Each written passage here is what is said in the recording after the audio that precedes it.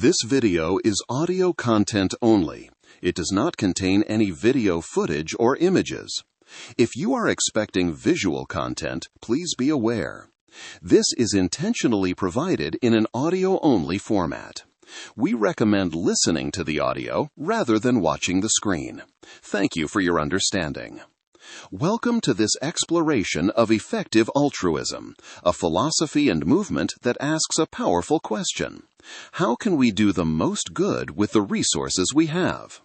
In this narration, we'll discover how combining careful reasoning, scientific evidence, and genuine compassion can transform the way we think about making a positive difference in the world. Whether you're new to these ideas or already familiar with the movement, we'll examine the core principles, real-world applications, and thoughtful debates that make effective altruism both inspiring and challenging. Let's begin this journey toward understanding how we might use our time, money, and talents to create meaningful change. Chapter 1. The Philosophy of Evidence-Based Altruism. Imagine you are walking past a shallow pond and notice a child drowning.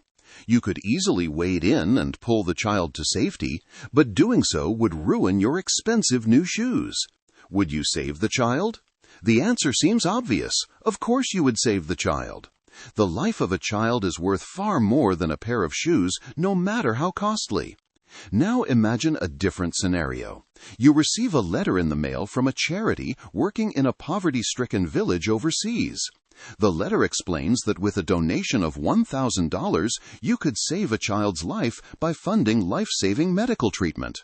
Do you have the same moral obligation to send the money as you had to wade into the pond? This thought experiment, posed by Australian philosopher Peter Singer, cuts to the heart of effective altruism. For most people, the emotional pull of the drowning child feels far stronger than the abstract request in a fundraising letter. Yet Singer argues there is no morally relevant difference. In both cases, you have the power to save a life at relatively modest cost to yourself. Distance, he insists, does not diminish moral duty. Singer first articulated this principle in his groundbreaking essay, Famine, Affluence, and Morality, published in 1972. Writing in response to the humanitarian crisis in East Bengal, he advanced a simple but radical claim. If we can prevent something bad from happening without sacrificing anything of comparable moral importance, we ought to do it. The essay sent ripples through academic philosophy and continues to challenge comfortable assumptions about charity and obligation more than 50 years later. The idea was not entirely new. As far back as the 2nd century, the Stoic philosopher Hyacles described concentric circles of moral concern radiating outward from the individual. At the center stood oneself, surrounded by family, then community, then countrymen, and finally all of humanity. Hyacles argued that virtue consisted in drawing these circles inward, treating those in outer circles with the same care we naturally extend to those closest to us. In the 19th century, historian William Lecky explored similar themes in his work, History of European Morals from Augustus to Charlemagne, published in 1869.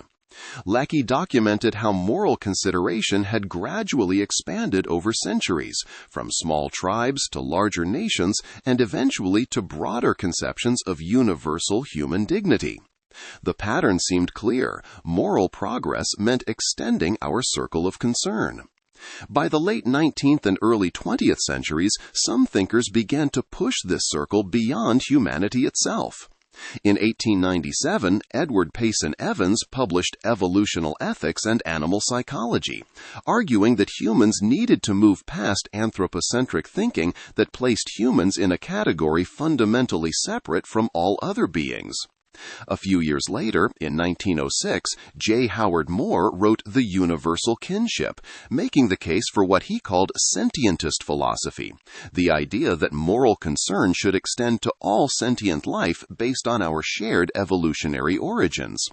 Moore wrote that the only consistent ethical attitude, following Darwin's establishment of the unity of life, would be one of universal gentleness and humanity.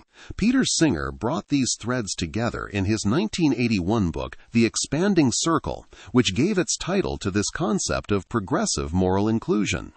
The book set out a theory of how human altruism had historically expanded from family to tribe to nation to all of humanity, and was now beginning to expand to include animals.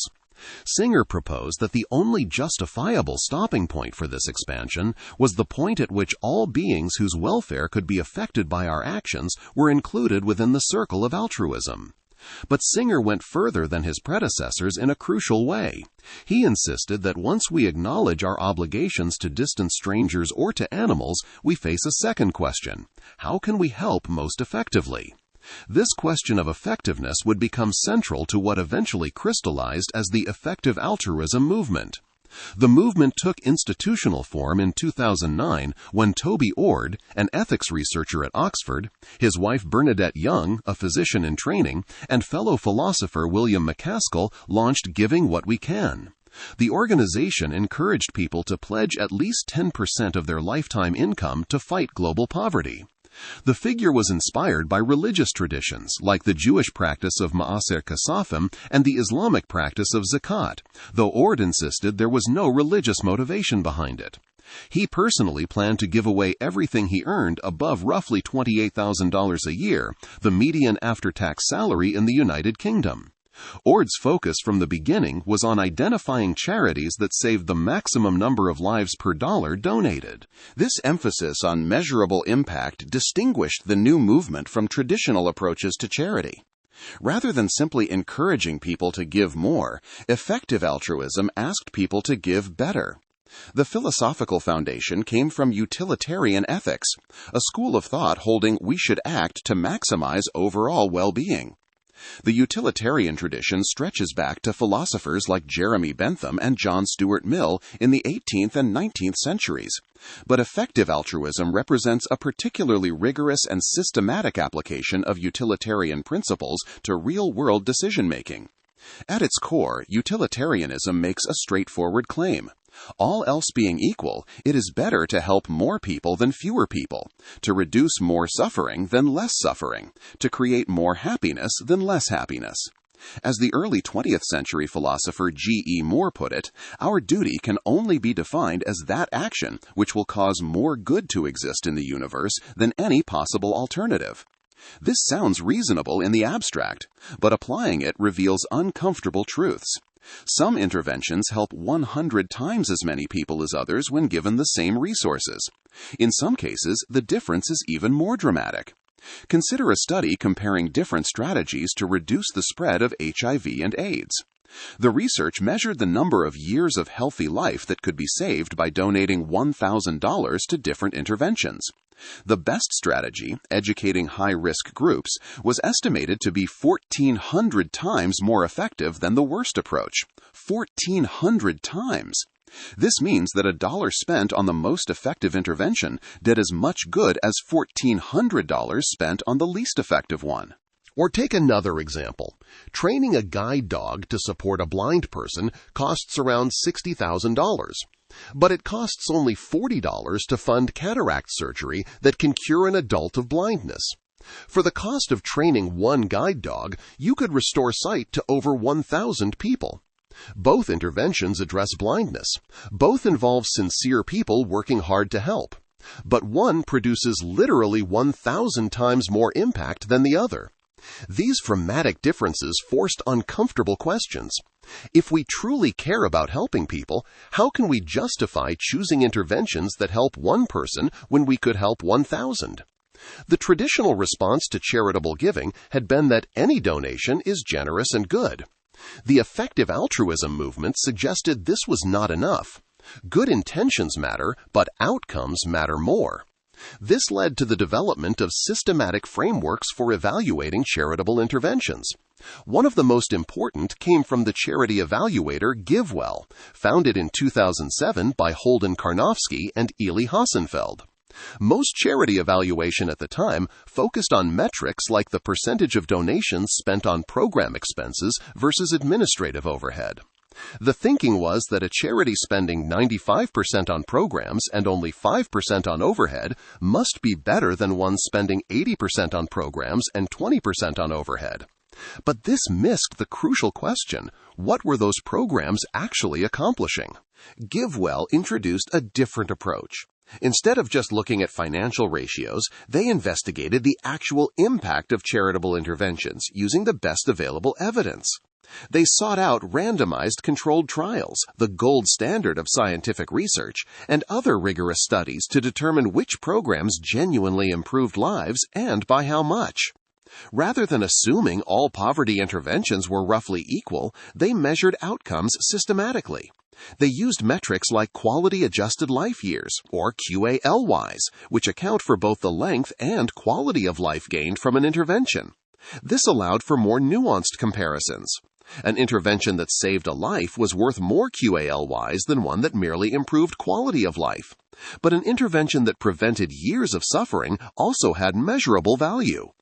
The research revealed that in global health and development, some interventions stood out as extraordinarily cost-effective.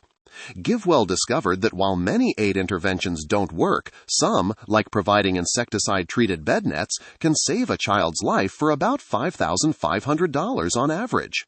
Deworming treatments that removed parasitic infections cost even less per person helped. Meanwhile, interventions that sounded intuitively appealing often showed little evidence of meaningful impact. This created a problem for those committed to maximizing impact. The interventions that made for the most emotionally compelling charity appeals were often not the most effective. A sick child with a name and a face tugs at heartstrings far more than abstract statistics about malaria prevention. But letting our emotions guide our giving meant helping fewer people than we could. Psychologist Paul Slovic documented this phenomenon in research on what he called compassion fade. His experiments showed that people were willing to donate more money to help a single identifiable child than to help a larger group of children. When presented with one child in need, participants felt strong empathy and responded generously. When presented with statistics about thousands of children in need, their emotional engagement weakened and their donations decreased. This posed a fundamental challenge to human psychology. Our moral intuitions evolved in small groups where we could see the faces of those we helped. We feel powerful obligations to help people we can see suffering right in front of us. We feel much weaker obligations to help distant strangers we will never meet, even when we can help many more of them. Evolution shaped us to respond to visible, immediate need, not to maximize aggregate welfare across millions of strangers. Effective altruism asks us to override these intuitions with deliberate reasoning. It insists that the child dying of malaria in a distant village is just as important as the child drowning in the pond in front of us. More than that, it asks us to recognize that if we can save 10 children in distant villages for the same cost as saving one child nearby, we ought to save the 10 children. Evolution shaped us to respond to visible, immediate need, not to maximize aggregate welfare across millions of strangers.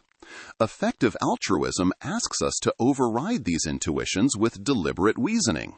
It insists that the child dying of malaria in a distant village is just as important as the child drowning in the pond in front of us. More than that, it asks us to recognize that if we can save 10 children in distant villages for the same cost as saving one child nearby, we ought to save the 10 children. This leads to what the movement calls the principle of impartial altruism. Everyone's well-being counts equally. A life in Bangladesh is worth exactly as much as a life in Belgium. Suffering in Senegal deserves the same moral weight as suffering in Sweden. As Singer wrote in his original essay, it makes no moral difference whether the person we can help is a neighbor's child 10 yards away or someone whose name we shall never know 10,000 miles away. Combined with impartiality, effective altruism embraces prioritization. Since we cannot solve all the world's problems with limited resources, we must choose which problems to work on. The framework for making this choice examines three factors: scale, tractability, and neglectedness. Scale asks how many people are affected and how deeply. A problem that causes immense suffering for billions of individuals ranks higher than one affecting thousands. Tractability asks whether there are known solutions and whether additional resources would make progress. Some problems are important but intractable with current knowledge. Neglectedness asks how many resources are already addressing the issue. A massively important problem that already receives billions in funding may offer less room for additional help than a similarly important but overlooked problem. This approach required what the movement called counterfactual reasoning, considering what would happen if you didn't take an action. The question was not just whether an intervention helped people, but whether it helped people who wouldn't have been helped otherwise.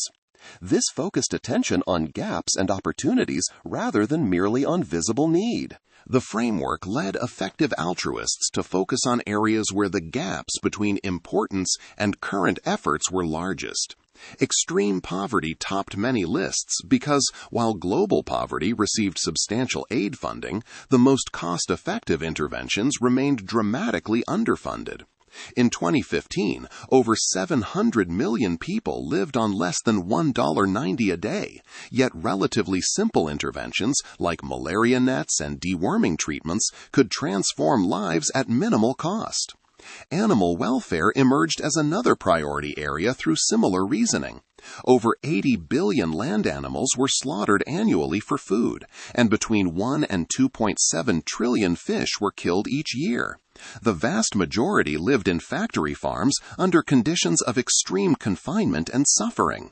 Yet animal welfare received a tiny fraction of philanthropic resources compared to other causes. Calculations suggested that donations to effective animal charities could reduce the suffering of thousands of animals for the cost of helping a single human through typical poverty interventions. The emphasis on measurement extended to evaluating specific organizations and interventions within chosen cause areas. A charity working on an important, neglected problem could still waste resources through poor execution. Donors needed to identify not just the right causes, but the right approaches and the right organizations. This required open truth-seeking, a commitment to following evidence wherever it led, even when it contradicts cherished beliefs or intuitions. If research showed that a popular intervention did not work as well as hoped, effective altruists were supposed to update their views and shift resources elsewhere. The goal was not to support programs that felt good or aligned with personal values, but programs that actually worked. The Center for Effective Altruism, founded in 2012 as an umbrella organization, articulated these principles explicitly. The related group, 80,000 Hours, which had spun off in 2011 to focus on career choice, shared this framework. Together, they built institutions around prioritization, impartial altruism, open truth-seeking, and collaborative spirit. The collaborative principle recognized that doing the most good required working together, sharing information, and building on each other's insights rather than competing or duplicating efforts. These principles represented a departure from traditional charity in several ways. Traditional giving often flowed from personal connection to a cause. Someone had cancer, so you supported cancer research. Someone knew a veteran, so they supported veterans' causes. Effective altruism asked people to step back from personal connections and ask where help was needed most. Traditional charity evaluation focused on organizational metrics like overhead ratios. Effective altruism focused on outcomes and impact per dollar. Traditional charity often relied on emotional appeals and compelling stories. Effective altruism insisted on evidence and cost-effectiveness analyses. Critics argued this approach was too cold and calculating, reducing human suffering to bloodless statistics. They worried it devalued local giving and personal relationships in favor of abstract utilitarian calculations. Some suggested that measuring impact in quality-adjusted life years or dollars per life saved missed important moral considerations like justice, rights, and human dignity. Defenders responded that the stakes were too high to rely on intuition and emotion. With billions of people living in extreme poverty, billions of animals suffering in factory farms, and potentially catastrophic risks on the horizon, we could not afford the luxury of ineffective charity. Every dollar wasted on a low-impact intervention represented lives that could have been saved, suffering that could have been prevented. Rigor and measurement were not cold indifference, but profound moral seriousness. The philosophical foundations of effective altruism thus rest on interconnected claims that form a coherent framework. First, we have strong moral obligations to help others, obligations that extend far beyond our immediate circle and do not diminish with distance. Second, some ways of helping are vastly more effective than others, often by factors of 10, 100, or even 1,000. Third, we can and should use evidence and careful reasoning to identify the most effective ways to help. Fourth, doing so requires setting aside our emotional intuitions and personal connections in favor of impartial calculation. And fifth, choosing to help fewer people when we could help more represents a failure of moral obligation. These foundations converge on a simple but radical conclusion. The world offers enormous opportunities to reduce suffering and improve lives at remarkably low cost. A person earning a typical income in a wealthy country ranks in the top few percent globally and can afford to give significant amounts to highly effective charities. Those donations can save lives, reduce suffering, and create well-being in ways that our default charitable impulses almost never achieve. We have both the knowledge and the resources to do far more good than we currently do. What we need is the will to think carefully about where our help can accomplish the most, and the commitment to act on that knowledge regardless of whether it feels emotionally satisfying or aligns with conventional wisdom about charity. Chapter 2. The Longtermist Turn. Consider a different kind of moral dilemma. A runaway trolley is barreling down the tracks toward 5 people who will certainly die unless you pull a lever to divert it onto a side track. But on the side track stands one person who will die if you pull the lever. Most people say you should pull the lever. Better to save 5 lives than 1, even if it means actively causing 1 death. Now imagine a variation. The trolley is still heading toward 5 people, but instead of 1 person on the side track, there are 1 trillion people, every human being who will ever exist in the future, and diverting the trolley will save all of them while sacrificing the 5 people today. What should you do? This is not merely an academic puzzle. It captures a genuine tension that has emerged at the heart of the effective altruism movement. Should we focus our limited resources on alleviating suffering that exists right now, or should we dedicate ourselves to preventing catastrophes that could destroy the potential for all future human flourishing? The first approach, sometimes called near-termism, dominated the early years of effective altruism. The emphasis was on global health interventions, deworming programs, malaria prevention, all work that helped people alive today in measurable, concrete ways. When Giving What We Can launched in 2009, its central focus was fighting extreme poverty through the most cost-effective interventions available.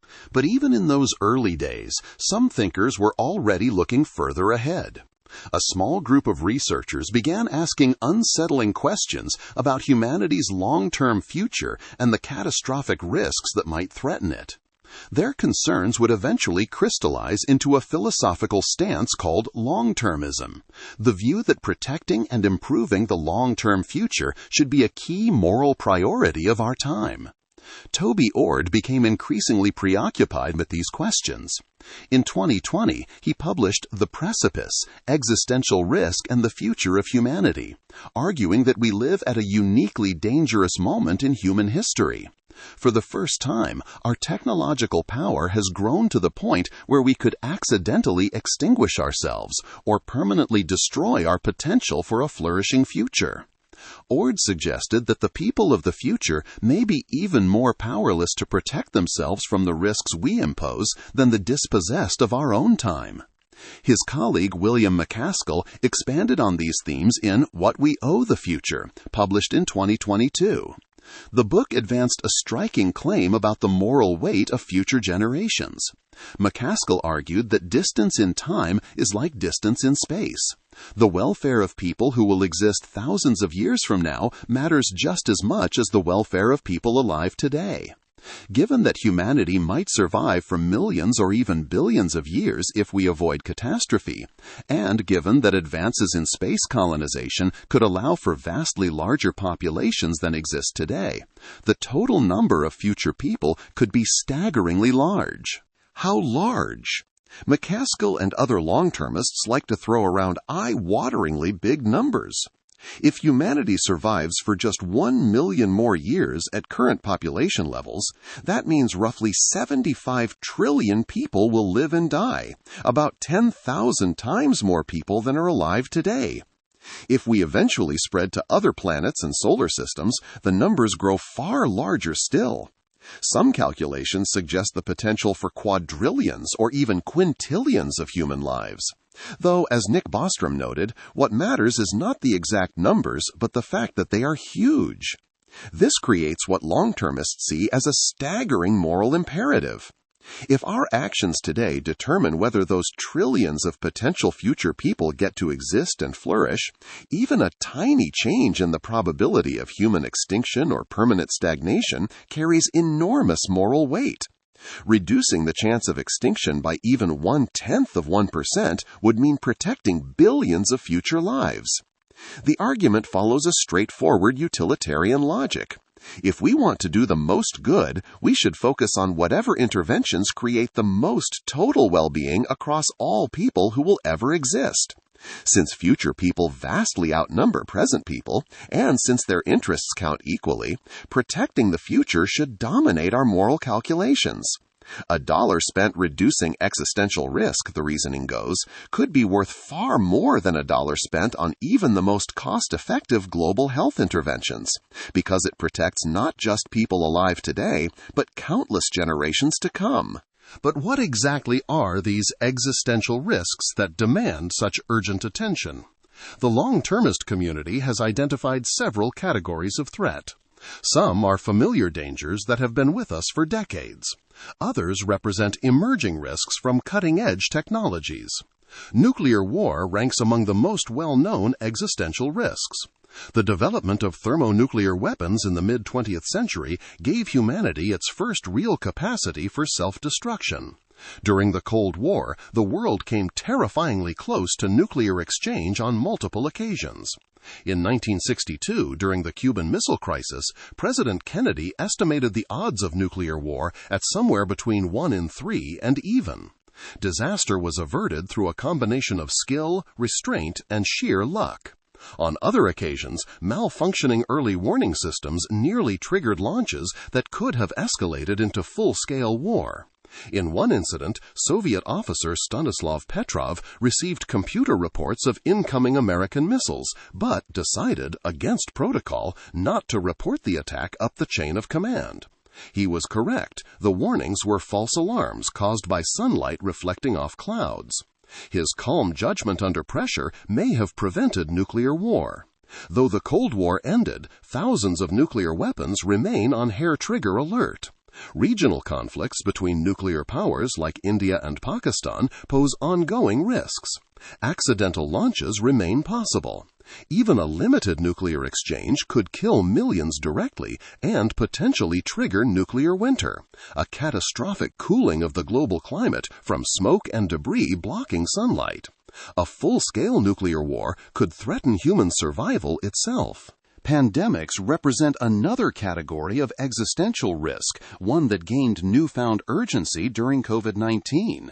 As early as 2014, Effective Altruism researchers were warning about the possibility of a major pandemic. The historical record showed multiple close calls and near misses.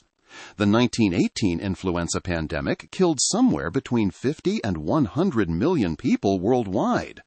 HIV and AIDS has killed over 40 million since it emerged in the 1980s.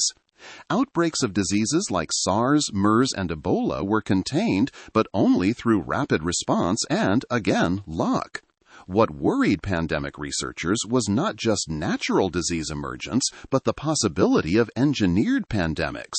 Advances in biotechnology and synthetic biology have made it increasingly feasible to modify or create dangerous pathogens. An engineered disease could potentially combine the high transmissibility of something like measles or influenza with the lethality of diseases like Ebola or smallpox. While COVID-19 killed over 21 million people, according to the best estimates, a more lethal engineered pandemic could kill hundreds of millions or even billions. Yet pandemic preparedness remains dramatically underfunded. The United States invests roughly $8 billion per year in pandemic prevention. This sounds substantial until you compare it to the $280 billion spent annually on counterterrorism over the last decade. In terms of deaths prevented, pandemic preparedness looks far more cost-effective. Over the last 50 years, terrorism has killed around 500,000 people globally. COVID-19 alone killed over 21 million, and a future pandemic could easily be worse. Some in the Effective Altruism community identified this funding gap and began directing resources toward pandemic preparedness. In 2016, Open Philanthropy, a foundation inspired by Effective Altruism, became the largest funder of the Johns Hopkins Center for Health Security, one of the few organizations researching better policy responses to pandemics. When COVID-19 emerged, their work proved crucial to shaping public health responses. Members of the community also founded new organizations to address specific gaps. When the pandemic hit, a group launched One Day Sooner to advocate for human challenge trials, a type of vaccine trial where healthy volunteers are deliberately infected with the disease to test whether a vaccine protects them. By eliminating the need to wait for natural exposure, challenge trials can dramatically accelerate vaccine development. As virtually the only organization advocating for this approach, One Day Sooner signed up over 30,000 volunteers and played an important role in launching the world's first COVID-19 human challenge trial in the United Kingdom. The model could be repeated in future pandemics. Others worked on policy proposals. Members of the Effective Altruism community helped create the Apollo program for biodefense, a multi-billion-dollar proposal designed to prevent future pandemics through better surveillance, faster vaccine development, and improved public health infrastructure. Climate change occupies a more ambiguous position in the Longtermist framework. It clearly poses serious risks and demands urgent action. Rising temperatures threaten to displace hundreds of millions of people, destroy ecosystems, and cause widespread suffering. The worst-case scenarios could reshape human civilization. But most climate models do not predict human extinction, even under severe warming. Humans are highly adaptable and could likely survive even a drastically changed climate, albeit with immense suffering and loss. This means that from a strictly long-termist perspective, focused on existential risk, climate change ranks below threats like nuclear war or engineered pandemics that pose more direct extinction risks. Some long-termists do work on climate, particularly on policies that might prevent the most catastrophic warming scenarios, but it receives less emphasis than other existential risks. Then there is artificial intelligence, which has emerged as perhaps the central long-termist concern. Many researchers believe that the development of AI systems that match or exceed human intelligence across all domains could be the most important event in human history. If such systems are developed safely and remain under human control, they could help solve nearly every other problem humanity faces. They might develop cures for diseases, design solutions to climate change, eliminate poverty, and extend human lifespans. The potential for good is nearly unlimited. But if such systems are developed carelessly, or if we lose control of them, the consequences could be catastrophic. An AI system vastly more intelligent than humans could pursue goals misaligned with human values in ways we cannot predict or control. In the worst case, we could find ourselves with as little power over our future as chimpanzees have over theirs. This possibility has led to the development of AI alignment research, the field devoted to ensuring that advanced AI systems continue to further human values even as their capabilities equal or surpass human intelligence. Despite the potentially enormous stakes, only a few hundred researchers work on AI alignment, compared to tens of thousands working to make AI systems more powerful. Research institutes focused on AI safety have received support from the Effective Altruism community, though the field remains dramatically underfunded relative to the stakes involved. The sheer scale of resources flowing toward long-termist causes has grown substantially. By 2021, long-termist projects received substantial funding from major donors like Dustin Moskovitz, the Facebook co-founder, and from Sam Bankman-Fried before his downfall. But this shift toward long-termism created tension within the Effective Altruism community. Many who had been drawn to the movement by its focus on helping people in extreme poverty felt that the emphasis was moving away from concrete, proven interventions toward more speculative concerns. They worried that resources were being diverted from saving lives today to address hypothetical future threats. The numbers told a striking story. GiveWell's recommended charities continue to demonstrate that they could prevent child deaths through interventions like malaria prevention. This was not hypothetical. Millions of insecticide-treated bed nets had been distributed, and rigorous studies demonstrated their effectiveness. Children who would otherwise have died from malaria were alive because of these programs. Meanwhile, the expected impact of work on existential risk was far more uncertain.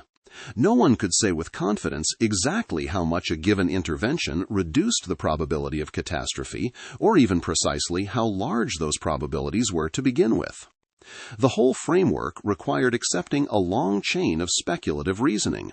That certain catastrophic scenarios were plausible, that human action could meaningfully reduce their probability, that specific interventions were likely to work, and that the far future would unfold in ways that made current actions valuable.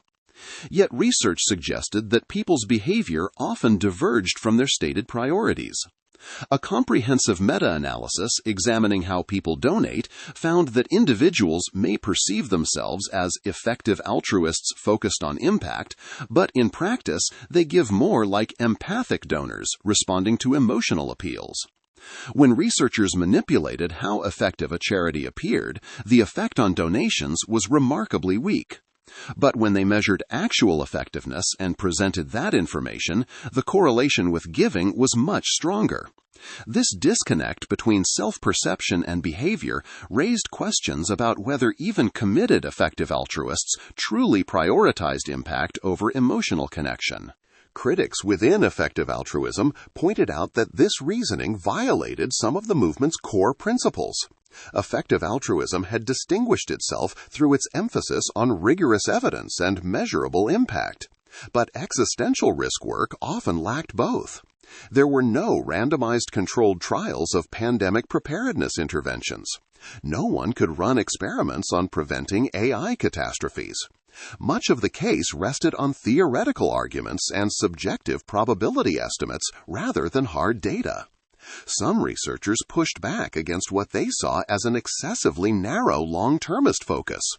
They argued that many important problems affecting present generations, global poverty, animal suffering, institutional failures, were being neglected in the rush to address existential risks. They noted that long-termism seemed to attract disproportionate resources despite its highly uncertain impact.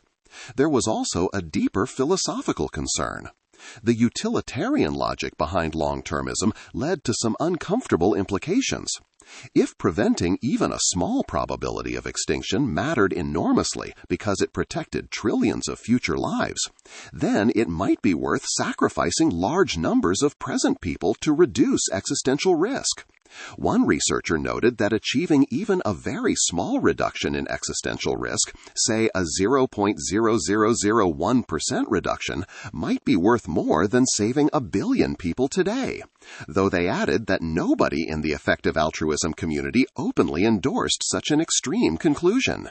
This created a moral dilemma with no easy resolution.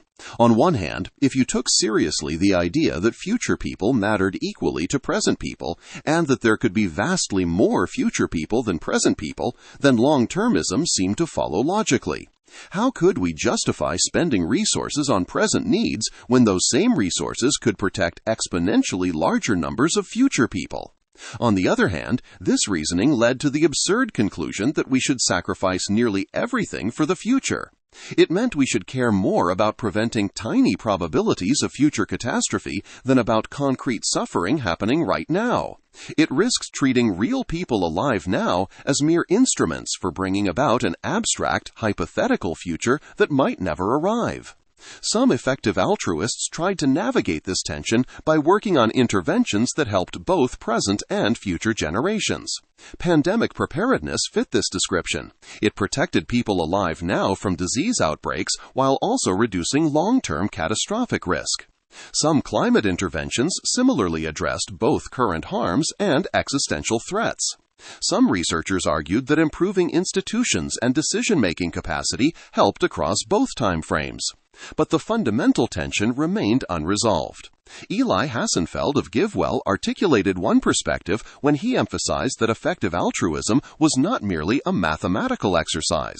It required balancing different moral considerations, acknowledging uncertainty, and recognizing the limits of utilitarian calculation. Not everything could or should be reduced to expected value estimates stretched across trillions of hypothetical future people. Others maintain that the long-termist case remained compelling, despite its speculative nature. They argued that uncertainty cut both ways. Just as we might be wrong about the risks, we might also be underestimating them.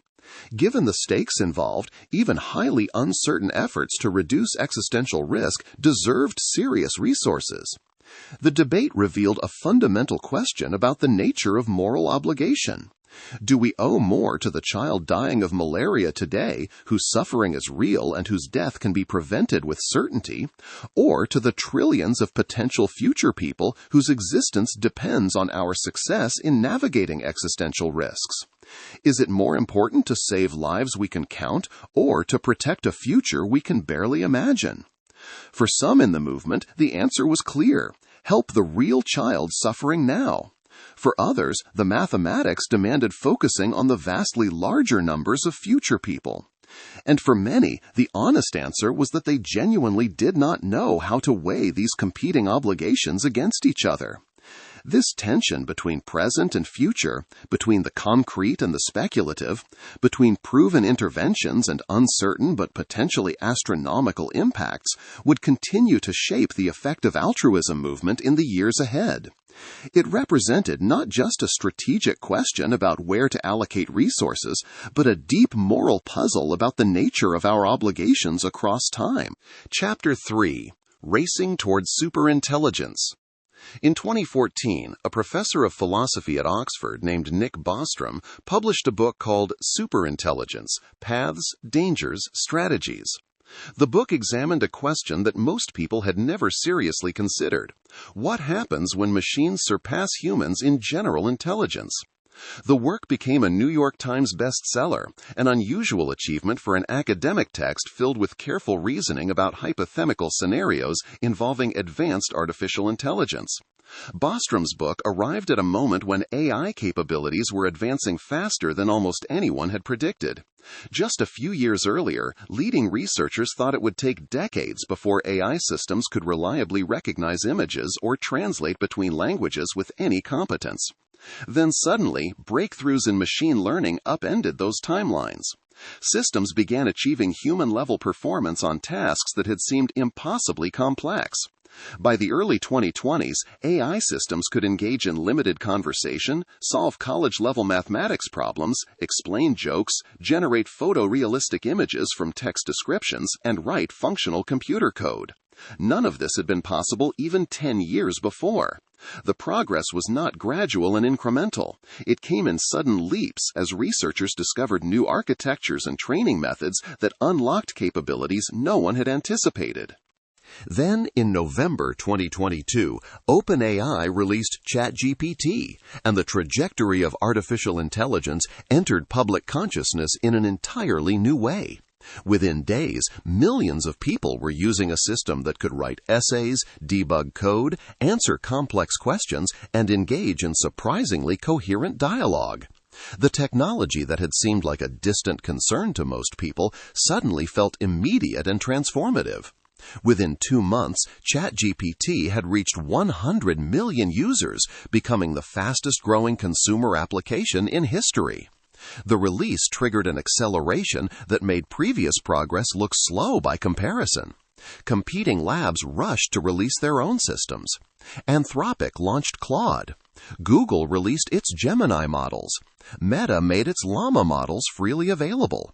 By early 2024, AI systems could pass professional examinations in law and medicine, write computer programs in dozens of languages, analyze images and video, and engage in extended reasoning about complex topics.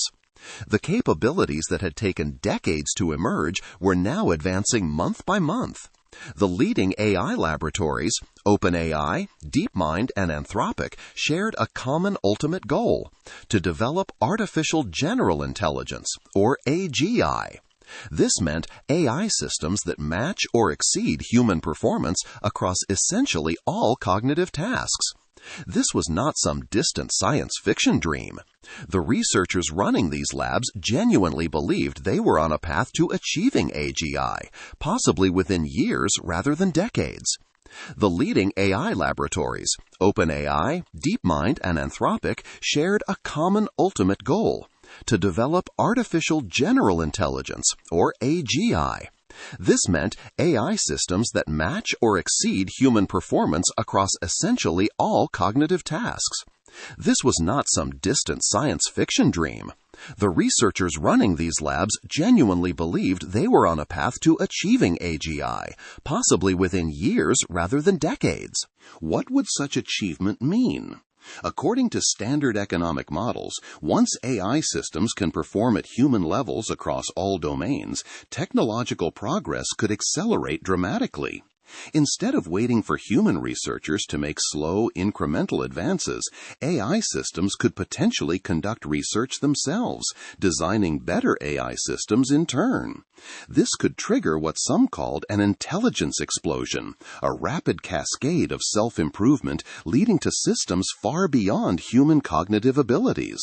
The transformation would be enormous, perhaps exceeding even the Industrial Revolution in its impact on human society.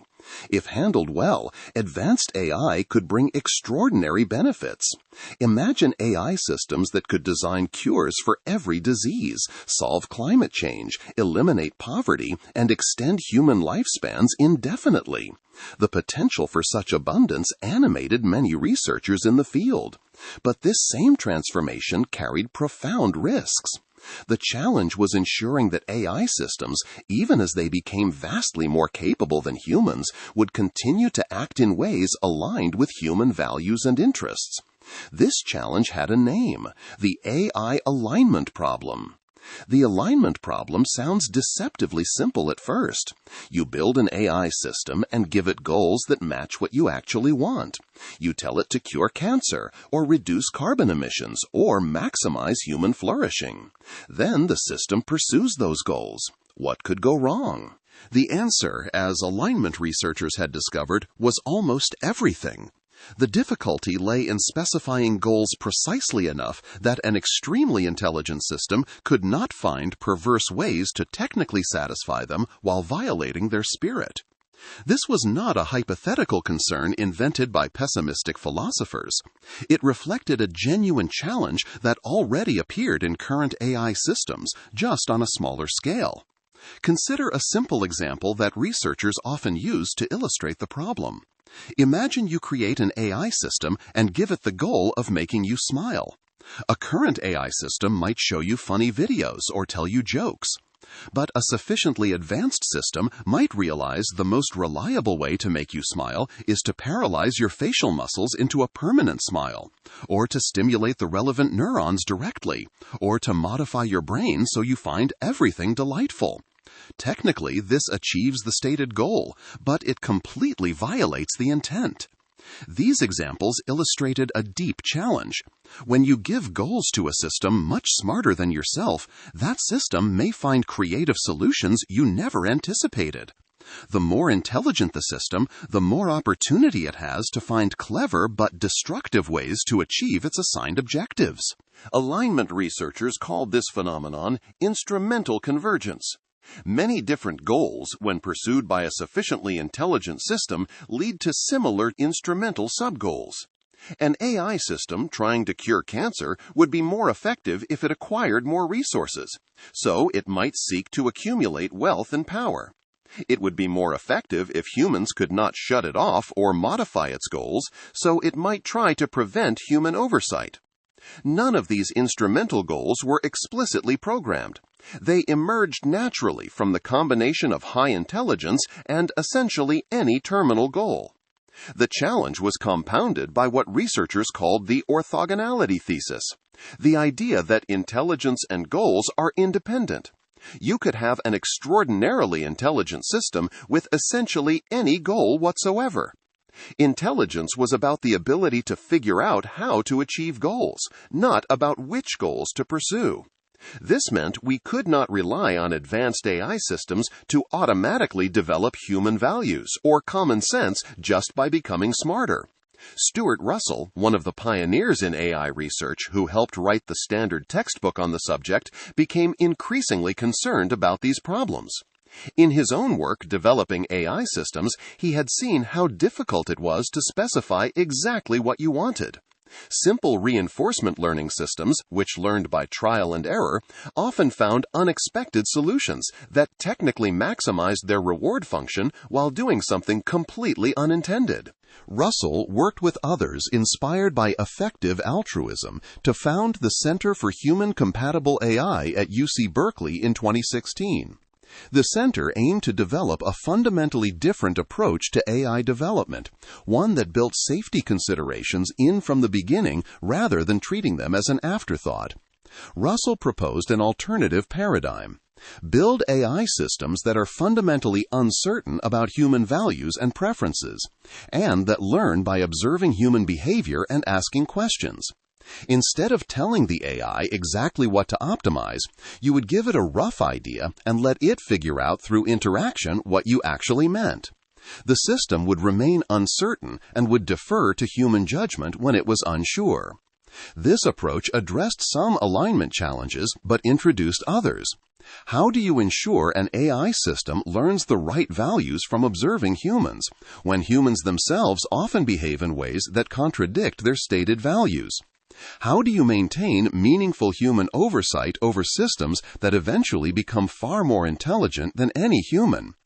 These questions occupied a small but growing community of alignment researchers. The Machine Intelligence Research Institute, founded in 2000 and later relocated to Berkeley, focused on the more theoretical and mathematical foundations of AI safety.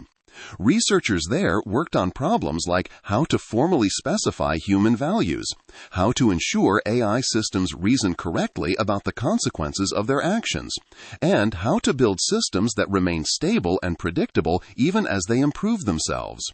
Other organizations tackled different aspects of the problem. Anthropic developed techniques for training AI systems to be helpful, harmless, and honest. They pioneered constitutional AI, an approach where systems learn values from a set of principles rather than just human feedback. DeepMind's alignment team worked on interpretability, understanding what AI systems are actually doing internally so we could detect and correct problems. Research organizations like the Center for AI Safety and the Alignment Research Center developed frameworks for evaluating whether AI systems posed risks. The work was technically demanding and progress was slow. Unlike AI capabilities research, where you could run experiments and get immediate feedback on whether your approach worked, alignment research dealt with problems that might not become critical until AI systems became extremely advanced. You could not test whether your alignment techniques would work on superintelligent systems because such systems did not yet exist. This created a troubling asymmetry. Thousands of researchers at leading technology companies and academic institutions worked to make AI systems more capable, with billions of dollars in funding driving rapid progress. Meanwhile, only a few hundred researchers worldwide focused on alignment, with a tiny fraction of the funding. For every researcher working on how to ensure AI systems remain beneficial and under human control, there were 100 researchers working on making AI systems more powerful. The Effective Altruism community identified this funding gap and began directing resources toward AI safety. Foundations inspired by the movement became major funders of alignment research.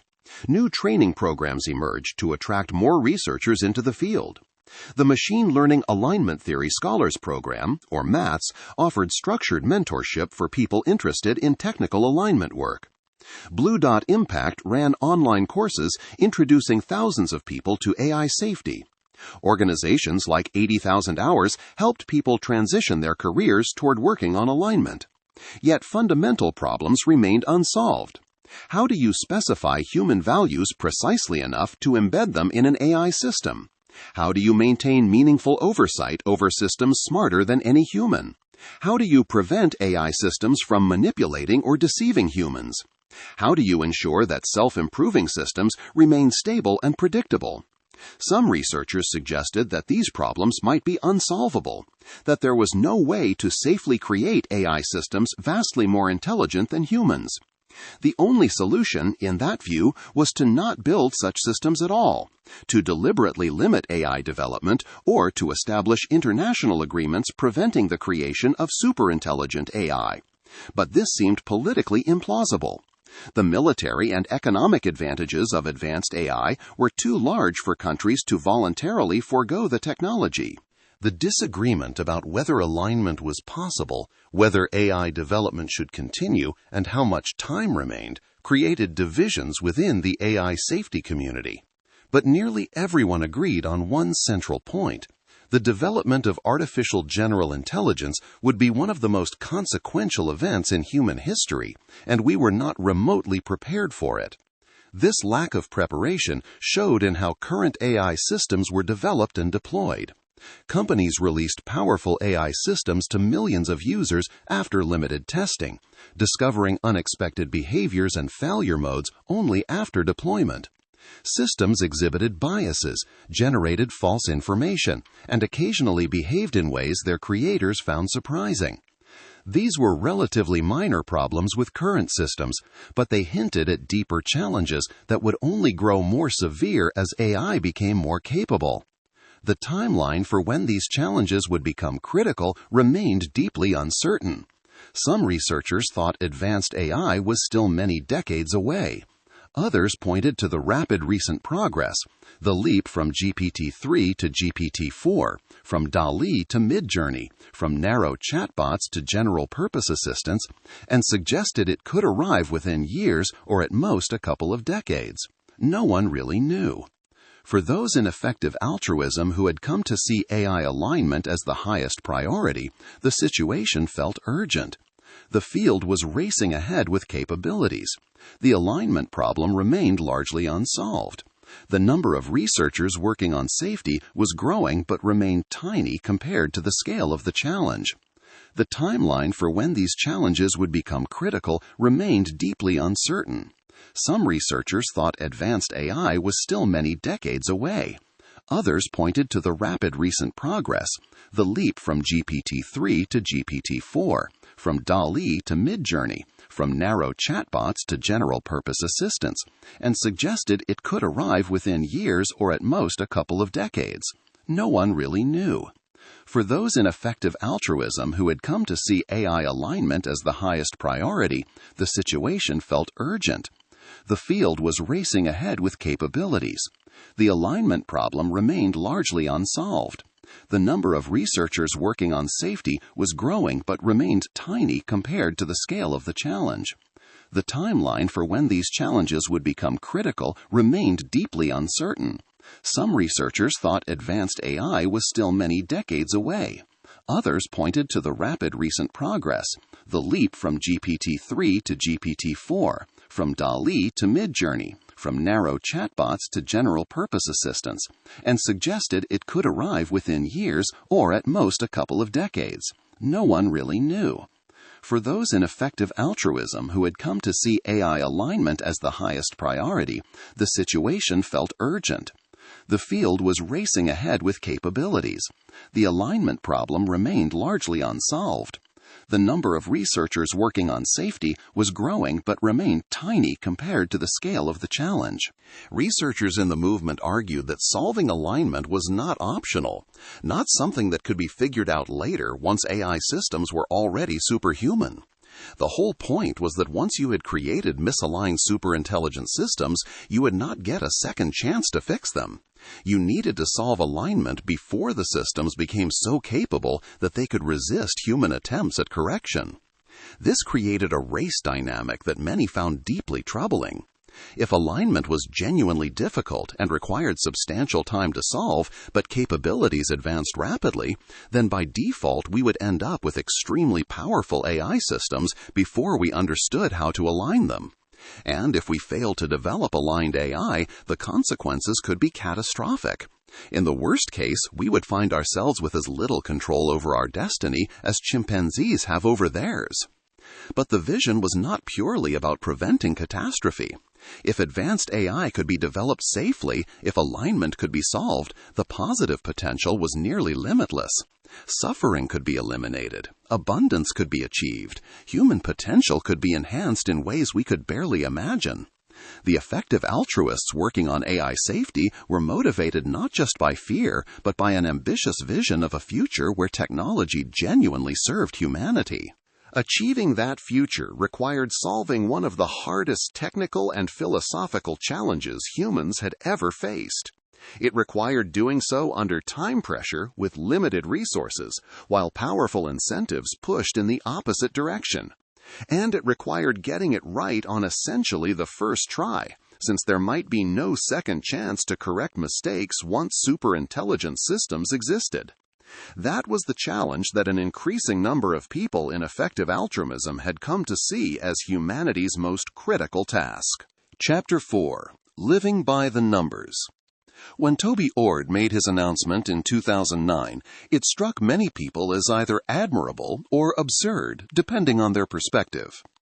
The Oxford philosophy researcher declared that he planned to give away everything he earned above £18,000 a year for the rest of his working life. This was roughly the median after-tax salary in the United Kingdom at the time.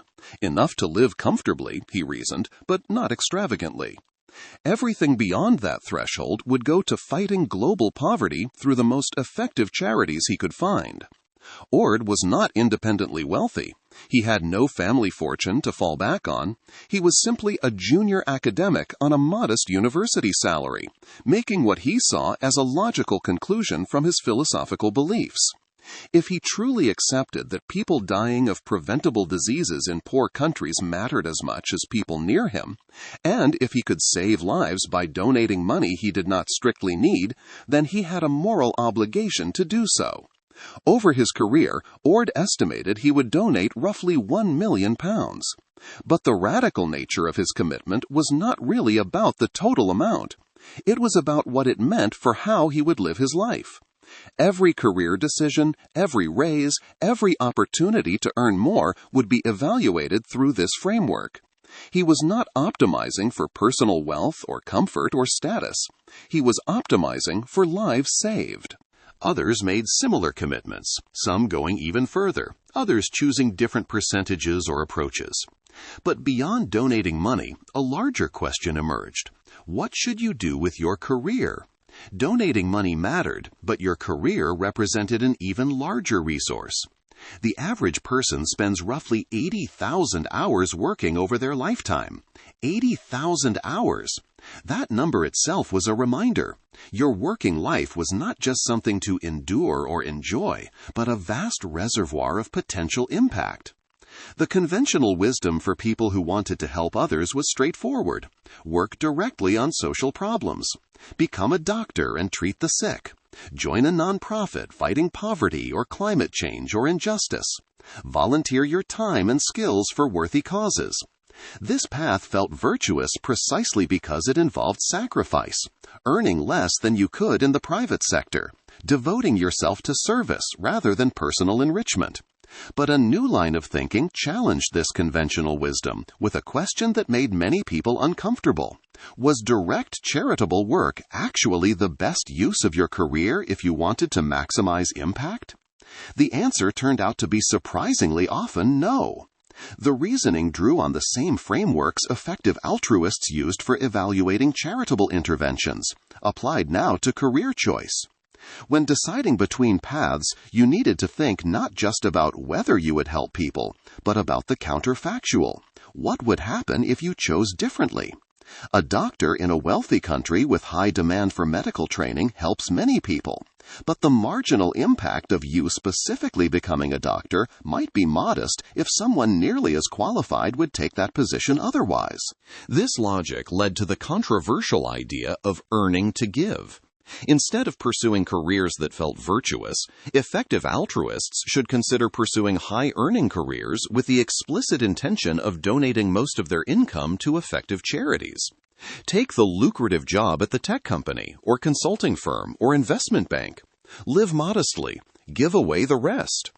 The approach had genuine appeal beyond just the mathematics. For people who cared deeply about impact but lacked passion for nonprofit work, it offered a path to contribution that fit their skills. For those talented at engineering or finance but uncertain about social sector careers, earning to give resolved a tension between aptitude and altruism. And the numbers could be striking. A successful professional might earn enough to fund multiple charity workers in crucial but underfunded areas, or save hundreds of lives through donations to cost-effective global health interventions. The approach had genuine success stories. Drew Durbin and Lincoln Quirk, members of the Effective Altruism community, founded Wave, a money transfer company operating in several African countries. They built technology that allowed people to transfer money faster and far more cheaply than existing services. The company was especially valuable for migrants sending money home to their families. In Senegal alone, Wave saved its users hundreds of millions of dollars in transfer fees, roughly 1% of the entire country's GDP. Over 800,000 people across Kenya, Uganda, Senegal, and other countries used the service. This was earning to give taken to an ambitious extreme. Rather than just taking a high-paying job to fund charity, the founders had created a for-profit company that directly helped hundreds of thousands of people while also generating wealth that could be donated. The model demonstrated that helping people and building a successful business were not mutually exclusive. But earning to give also raised difficult questions. It required a kind of moral compartmentalization that some found troubling. You spent your days working for whatever company would pay you the most, potentially on projects with no social value or even negative value. Then you salved your conscience by writing checks to effective charities with your earnings. Was this really a coherent moral stance? Could you be confident that the good from your donations outweighed any harm from your work? Investment banking became a particular flashpoint. Some effective altruists went into finance specifically to earn to give, reasoning that their individual contributions to financial markets were essentially neutral, while their charitable donations were clearly positive. Critics argued this was self-deception. Working in finance, they suggested, often meant facilitating activities that made society worse, helping corporations avoid taxes, enabling harmful mergers, extracting value rather than creating it. No amount of charitable giving could wash away the stain of a fundamentally parasitic career. There was also the psychological challenge. Could you really spend your entire working life, 80,000 hours, doing work you found meaningless or even objectionable, sustained only by the knowledge that your donations were helping people you would never meet? Many people who tried earning to give found they could not maintain the motivation. The money was good, but the work felt hollow. They burned out or drifted away from their donation commitments, seduced by lifestyle creep or simply by the cognitive dissonance of the whole arrangement. The Effective Altruism community eventually moderated its emphasis on earning to give. Research suggested that for most people, working directly on important problems was likely to be both more sustainable and more impactful than earning to give. The challenge became identifying which careers actually had the highest impact, using the same analytical tools that guided charitable giving. The analysis led to some surprising conclusions about which careers mattered most. Academic research in neglected areas could be extremely valuable. A single breakthrough in vaccine development or agricultural productivity could help millions. Policy and government roles offered enormous leverage, since policy decisions affected whole populations. Work at key nonprofit organizations, especially in their early stages, could build institutions that scaled up to massive impact. People's actual career changes demonstrated the possibilities. Bal Detal left clinical medicine to work in public health, joining the Lead Exposure Elimination Project. Rather than treating individual patients, he now worked on policy interventions to reduce lead exposure for millions of children across multiple countries. The transition meant leaving behind the direct patient care that many doctors found fulfilling, but it multiplied his impact enormously. Mati Wilkes pursued a Ph.D. in psychology and became a lecturer at the University of Edinburgh, where she researched the psychological factors that prevented people from making better ethical decisions.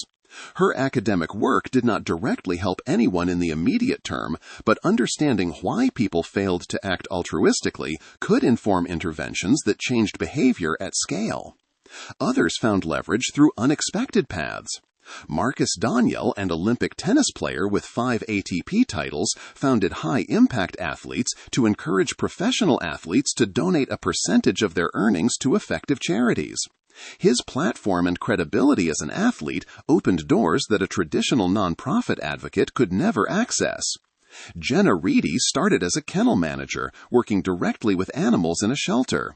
She cared deeply about animal welfare, but recognized that she could help more animals by using her skills in communications. She became a communications manager connecting animal activists with research, helping them be more effective in their advocacy. Instead of helping dozens of animals directly, she helped others help millions of animals. These career paths shared a common pattern. People moved from direct service, treating patients, caring for animals, helping individuals, to work with greater leverage, research, policy, movement building, communications. The work felt less tangibly rewarding. You did not see the child you saved or the animal you rescued. But the math suggested you helped many more beings by working on systemic interventions rather than face-to-face service. The personal cost of these decisions was real. Grace Adams had worked in management consulting when she first encountered effective altruism. The idea that her dollar could do 100 times more good in some countries than others really struck her, she later said. She wanted to help as many people as possible. But she also needed to maintain relationships, hobbies, time for herself. Finding the right balance felt right to her, significant enough to matter, sustainable enough to maintain. The community developed structures to support these choices. The Founders Pledge, created in 2015, encouraged entrepreneurs to commit a percentage of their proceeds to effective charities if they sold their businesses. By 2024, nearly 1,900 entrepreneurs had pledged around $10 billion, with over $1 billion already donated. This created a pipeline where people could build successful companies, make substantial wealth, and ensure that wealth flowed to the most important causes. Chris Anderson, head of TED, was among those who took the Wealth Pledge, demonstrating that earning to give could appeal even to those already influential and successful. Professional groups emerged for specific career paths. There were communities for effective altruist doctors, engineers, civil servants. These groups provided both practical support, how to navigate career decisions in your specific field, and moral support from others facing similar challenges. A 2016 survey found that 84% of those who had made career changes inspired by effective altruism expected to still be involved 3 years later. The isolation of trying to optimize your career for impact was less severe when you had peers who understood what you were trying to do. Yet tensions remained between the radical demands of maximizing impact and the ordinary human needs for meaning, community, and balance. Elliot Tepperman, who became a donor advisor after studying psychology, valued what he called the combination of moral seriousness, scope sensitivity, and being agentic that effective altruism inspired. There was something powerful, he said, about really taking suffering seriously and then actually doing something about it. But that seriousness could become oppressive. If your worth as a person was measured by your impact, and if you could always be having more impact, when was it acceptable to rest? The movement developed a more nuanced view over time. Early effective altruism had sometimes celebrated extreme sacrifice, living in group houses to minimize expenses, working impossibly long hours, postponing personal relationships to focus on career advancement. The assumption was that maximizing impact required maximizing effort and minimizing personal consumption. But this approach proved unsustainable for many people. Burnout was common. Some people pushed themselves so hard that they damaged their mental health or their relationships, ultimately reducing their lifetime impact. The community began emphasizing that maintaining well-being was not selfish self-indulgence, but a necessary investment in sustained effectiveness. You could not keep working on important problems for decades if you destroyed yourself in the first few years. This created space for people to acknowledge that they were not perfect altruistic machines. They had different capacities for sacrifice, different sources of meaning, different ways of sustaining motivation over time. The question of how much to sacrifice remained deeply personal. Some people, like Toby Ord, genuinely found fulfillment in extreme giving. They did not experience it as deprivation, but as purpose. Others needed more balance, more room for ordinary human pleasures and connections. What united them was the conviction that career choice mattered enormously. Those 80,000 hours represented one of your greatest opportunities to improve the world, if you chose to use them that way. You could drift into whatever career seemed convenient or prestigious or lucrative. Or you could deliberately choose based on where you could have the most impact. The effective altruists who had transformed their careers were not saints. They struggled with doubt, with burnout, with the ordinary frustrations of work and life. But they had decided that the default path, the career chosen for status or money or parental expectations, was not sufficient. They wanted their lives to count for something beyond personal success. They wanted to know when they reached the end of those 80,000 hours that they had used them for something that mattered. Chapter 5. When Doing Good Goes Wrong. In November 2022, the cryptocurrency exchange FTX collapsed in a matter of days. What had been valued at $32 billion imploded into bankruptcy almost overnight. Customers who had trusted the platform with their savings found they could not withdraw their money. Investigations would soon reveal that billions of dollars in customer funds had been secretly transferred to Alameda Research, a trading firm also controlled by FTX's founder. The transfers were not disclosed. The money was not protected. It was simply gone. For most people watching the collapse, this was another chapter in the ongoing saga of cryptocurrency excess and fraud. The space had seen its share of spectacular failures and scams. But for the effective altruism community, the FTX collapse was something far more painful. Because the man at the center of it all, Sam Bankman-Fried, had been one of their own. Just 13 months before the collapse, Forbes magazine had run a cover story celebrating Bankman-Fried's meteoric rise. At age 29, he had amassed a personal fortune estimated at $22.5 billion. The article noted his unusual lifestyle. He drove a Toyota Corolla, shared a small apartment with roommates, and slept on a beanbag chair. Most strikingly, the piece emphasized that he was not accumulating wealth for personal luxury. As the article put it, he just wanted his wealth to survive long enough to give it all away. Bankman-Fried had become the public face of ambitious altruism taken to an almost unimaginable scale. He launched the FTX Foundation in February 2021 to direct his wealth toward high-impact causes, with a particular emphasis on pandemic prevention and reducing existential risks. The foundation distributed grants to organizations across the Effective Altruism ecosystem. By June 2022, it had given away $132 million. Recipients included groups working on AI safety, pandemic prevention, animal welfare, and global health. The money supported academic research, nonprofit operations, and policy advocacy. But $132 million, while substantial, represented less than 1% of Bankman-Fried's reported wealth at the time. Where was the rest? The answer, it turned out, was that much of it had never really existed. And what had existed was not his to give away. The story of how Bankman-Fried became entangled with effective altruism began years earlier, when he was an undergraduate at MIT studying physics. He attended a talk by Will Maskill, who was then working to build the movement. Maskill pitched the earning-to-give strategy, pursuing lucrative careers to fund charity. For Bankman-Fried, the argument clicked. After college, he took a job at the quantitative trading firm Jane Street, then moved to the Center for Effective Altruism for a brief stint before launching Alameda Research in 2017 and FTX in 2019. The cryptocurrency market was perfect territory for someone with Bankman-Fried's skills and risk tolerance. The space was volatile, inefficient, and lightly regulated. As his wealth accumulated, Bankman-Fried became increasingly prominent in effective altruism circles. He funded conferences and organizations. He advised other people interested in maximizing their impact. He appeared on podcasts and at events, speaking about his commitment to giving away his fortune.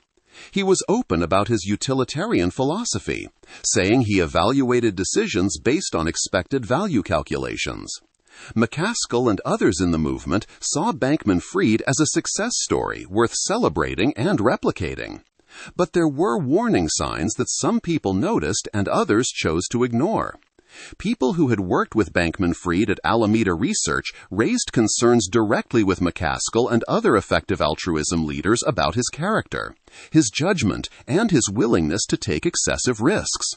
Some described an environment where rules and normal business practices were regularly discarded in favor of whatever seemed expedient. A few people warned that Bankman-Fried was not someone they should be closely associating with or publicly celebrating. These warnings went largely unheeded. The reasons were complex. Bankman-Fried was bringing unprecedented amounts of money into the movement.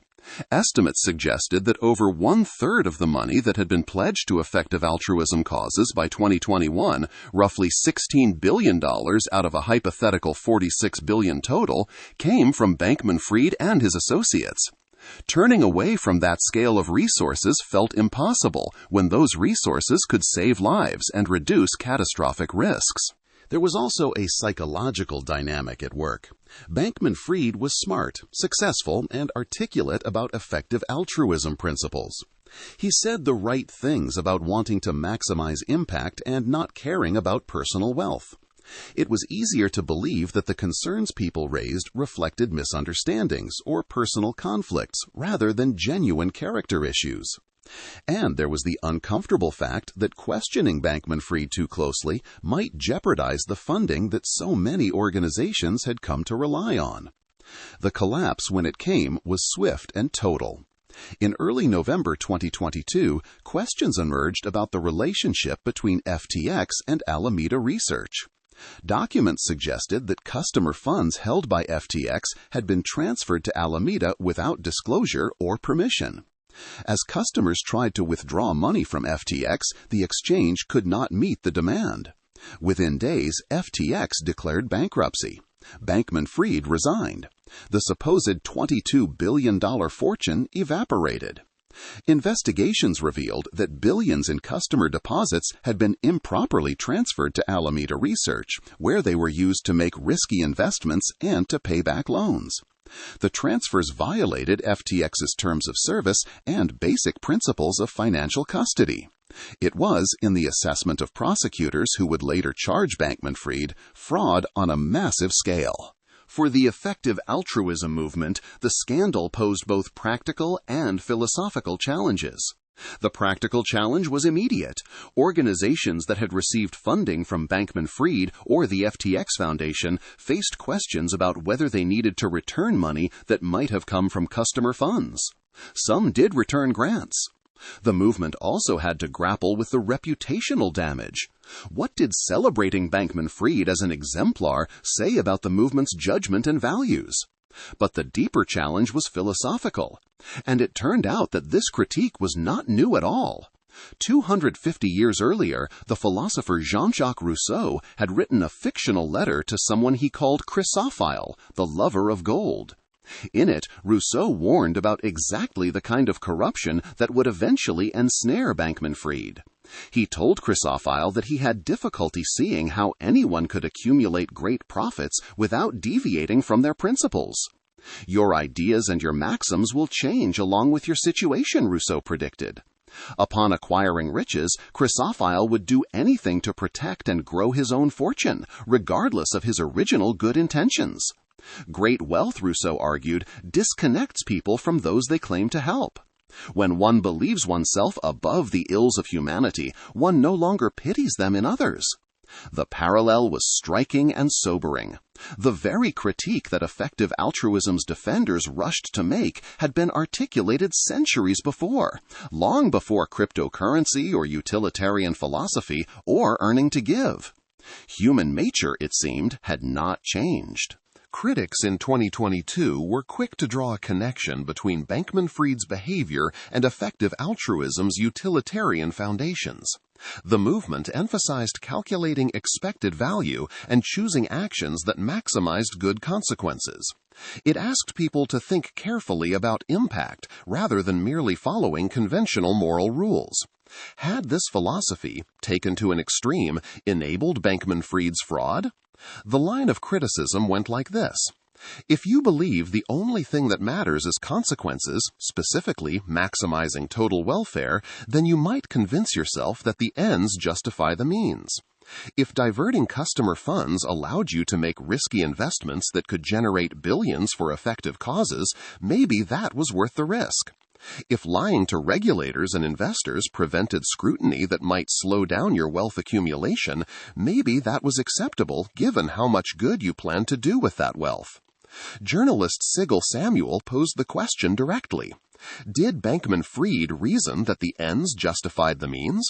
That the enormous good from giving away his fortune would be so benevolent that the risk of wiping out customer savings was acceptable? New York Times columnist Ross Douthat went further, suggesting that effective altruism might be corrupted at its root by its connection to a utilitarianism that would always end up justifying wicked means for noble-seeming ends. Peter Singer, whose work had inspired effective altruism in the first place, wrote a careful response to these criticisms. He acknowledged that the phrase, "the end justifies the means," captured something important about utilitarian thinking. In some cases, he argued, the end does justify the means. If you must lie to Nazi officers about Jews hiding in your house, that lie is justified by the lives you save. If Booker T. Washington had to mislead white donors about the Tuskegee Institute's curriculum in order to provide black students with better education than they could otherwise access, that deception served a genuinely important purpose and was morally justified. But Singer was quick to distinguish justified deception from what Bankman-Fried was accused of doing. The deception Bankman-Fried allegedly engaged in was neither necessary nor justified. Plenty of successful financiers had built fortunes through ethical and legal business practices. The history of business was filled with examples of people who had been ruined by fraud and dishonesty. Bankman-Fried should have known that dishonest practices were not just wrong, but extraordinarily risky. Singer argued that wise utilitarians understood that honesty was generally the best policy precisely because dishonesty was so dangerous. The calculus was not actually complicated. The temporary gains from fraud were outweighed by the enormous risks of being caught and the damage to everyone involved. In Bankman-Fried's case, the alleged fraud did not just harm him, it harmed the effective altruism movement, damaged the organizations that had relied on his funding, and, most importantly, betrayed the trust of thousands of ordinary people who had deposited money with FTX. This raised a question about whether Bankman-Fried had ever really internalized effective altruism's principles at all. Effective altruism was supposed to be about rigorously thinking through consequences, including long-term and indirect consequences. But the fraud he was accused of showed a remarkable failure to think through consequences. Even from a purely selfish perspective, risking prison time and total financial ruin by misappropriating customer funds made no sense. From an altruistic perspective, risking catastrophic damage to the causes you claim to care about was even worse. Some in the movement suggested that Bankman-Fried represented not effective altruism taken too far, but effective altruism misunderstood or misapplied. True effective altruism required careful reasoning about actual consequences, including the consequences of getting caught doing something illegal or unethical. It required epistemic humility about your own judgment. It required recognizing moral constraints and rules that existed for good reasons, even when breaking those rules might seem locally advantageous. Others worried this response was too defensive. Perhaps there was something in the movement's culture or philosophy that had made it more vulnerable to someone like Bankman-Fried. The emphasis on maximizing impact could create pressure to cut corners or take excessive risks. The focus on consequences could make people discount the importance of virtue, integrity, and moral rules that served as guardrails against dangerous behavior. The celebration of ambitious individuals who thought differently from the masses could attract grandiose personalities who believed they were justified in breaking norms. There was also the uncomfortable question of whether the movement's leaders had been blinded by money. Would McCaskill and others have been as willing to overlook warnings about Bankman-Fried if he had been a middle-class graduate student rather than a billionaire donor? The movement prided itself on following evidence and reason, but when it came to their most prominent donor, they had dismissed concrete warnings from people who knew him well. The movement's response to the scandal revealed both genuine soul-searching and concrete changes. Organizations returned money where appropriate. Leaders acknowledged they should have taken the warnings more seriously. The Center for Effective Altruism conducted reviews of their processes and vetting. But the response went deeper than procedural fixes. The movement began to shift its focus from spreading effective altruism as widely as possible to providing more accurate accounts of its principles. There was a move away from emphasizing immediate tactics toward long-term sustainable results. The narrative of personal sacrifice that had sometimes dominated early effective altruism began giving way to more balanced approaches that recognized the need for sustainability and well-being. But some critics felt the response did not go deep enough. They argued that the movement needed to grapple with fundamental questions about whether utilitarianism could provide adequate moral guidance. If the philosophy could not prevent someone deeply embedded in the movement from allegedly committing massive fraud, what good was it?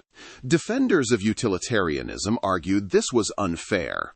No moral philosophy could guarantee that people who claimed to follow it would actually behave morally. Christianity had not prevented Christians from committing terrible acts throughout history. The existence of hypocrites, or people who misapplied a philosophy, did not discredit the philosophy itself. If anything, Bankman-Fried's downfall demonstrated exactly what utilitarianism would predict, that dishonest and risky behavior tends to produce terrible consequences. Yet the scandal did expose real tensions in how effective altruism approached ethics. The movement had always emphasized that it was not a single philosophy, but a question. How can we do the most good? But in practice, it had been heavily influenced by utilitarian thinking, particularly the branch that focused on maximizing aggregate welfare through careful calculation. This approach had enormous strengths. It could cut through self-serving rationalizations and comfortable assumptions. It could identify interventions that actually worked, rather than merely feeling good.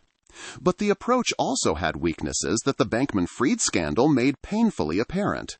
Pure consequentialism struggled with situations where the consequences were highly uncertain. It struggled with situations where the right action depended on things like trust, integrity, and character that were hard to quantify. McCaskill had tried to address some of these concerns in his book What We Owe the Future, published in August 2022, just months before the FTX collapse, while the exchange was still operating. The timing was significant. His warnings about what he called naive utilitarianism appeared prescient in retrospect. He argued that even from a purely consequentialist perspective, naive calculations that justify harmful actions because they have good consequences are almost never correct in practice. You need to account for your own fallibility, the likelihood of being wrong about consequences, and the systemic effects of normalizing certain kinds of behavior. But how much did this actually constrain utilitarian reasoning? The scandal raised the question of whether moderating utilitarian calculations was enough. Maybe what was needed was recognizing fundamental moral constraints that should not be violated, even if doing so might maximize welfare. Constraints like, do not steal from people who have trusted you with their money. Do not lie to regulators and investors about how you are using customer funds. Do not risk other people's financial security to pursue your own vision of doing good. These constraints might seem obvious, but they were precisely the kind of categorical rules that utilitarian reasoning traditionally resisted. From a pure utilitarian perspective, there should be no absolute prohibitions. Everything depends on consequences. The whole point of utilitarianism was to get away from rigid moral rules and focus on what actually made people's lives go better. But maybe some rules were worth having, even if they occasionally prevented you from maximizing welfare. Maybe respecting people's rights and property, keeping your promises, and being honest were not just useful guidelines, but fundamental constraints that should not be violated. This was not just a theoretical debate. It had practical implications for how effective altruists should approach their work. If you accepted strong moral constraints, you would be more cautious about risky strategies that might have high expected value but also carried risks of serious harm. You would be more attentive to issues of character and virtue, not just impact. You would be more skeptical of people who argued that the stakes were so high and the cause so important that normal rules did not apply. The effective altruism movement, in the wake of the FTX collapse, found itself grappling with uncomfortable truths. A movement that prided itself on rigorous thinking had failed to adequately vet its most prominent member. A philosophy that emphasized consequences had not prevented someone from taking actions with disastrous consequences. The very traits that made effective altruism distinctive, its willingness to question conventional morality, its emphasis on maximizing impact, its celebration of ambitious individuals willing to think differently, had also made it vulnerable. There was no simple resolution to these tensions.